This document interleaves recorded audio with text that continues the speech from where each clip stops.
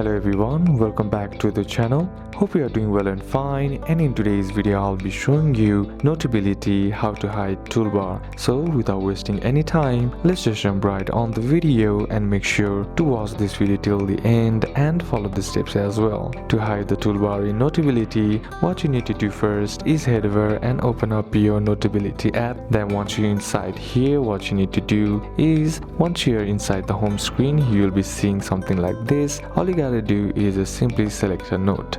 Then once you're inside there, here on the top, tap on the small down arrow at the top center of the toolbar, and this will collapse the toolbar. To bring it back, all you gotta do is tap the same area again and the toolbar will reappear. If you don't see it, then make sure you're using the latest version of Notability. So these are a couple of steps that you can apply, and that's it for today's video guys. Hope this video was useful to you. Leave a like if it did, comment down any questions that you have, and see you soon on the next one.